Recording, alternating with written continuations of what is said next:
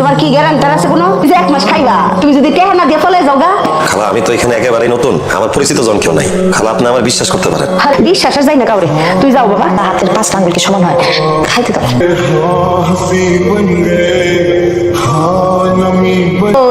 আর আইয়ে না কুনিয়াটা cedar R but পারে বইটা গেছে গা।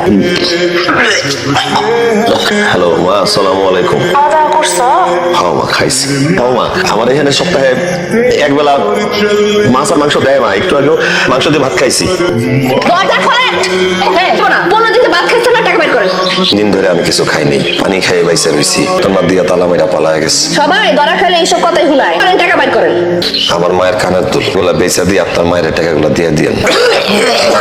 হ্যাঁ, কই দেওয়া যে টাকা পয়সা নাই। ঘুমাইতেছেন? না, ঘুমাই নেই। আমি আপনারা যতই দেখি ততই অবাক হই। আপনার ভিতরটা নরম। মার্কেটে যাবো, যাই আপনার একটা সুন্দর দেখে শাড়ি নেই। তো খুবই ভালো। আমার চাকরিটা খুবই দরকার। ম্যাম, আই সরি, তোমাকে আসতে হচ্ছে। আর একটা কথা বলতেছি, ফোন কলের কারণে যদি চাকরি ফিক্স করাই থাকে তাহলে আমাদেরকে কেন রাখেন স্যার? এই অদৃশ্য হাতের ছোঁয়ায় যদি সবকিছু নির্ধারিতই থাকে তাহলে নেক্সট বলে আমাদের মতো স্বপ্ন বাস্তবের স্বপ্ন নষ্ট করা মানে সার্টিফিকেটগুলো লাগবে না। এই সার্টিফিকেটগুলোর উপযুক্ত স্থানটা আসবে। বাবা চাকরি করতে কনফার্ম করো। বাবা আমি জানি না, আমি তোমার মেয়ে। তোমার চাকরি কনফার্ম করা হলো। Thank you sir, thank you madam. চাকরি পাইছি, ঠিক বেতন 50,000 টাকা। কয় কি অবস্থা মিস্টার আলম? জি ম্যাডাম। তোমাকে ম্যাডাম বলে ডাকতে আলম সাহেবের খাবার নিয়ে আসছে। না, বাইরে লাঞ্চ করবে।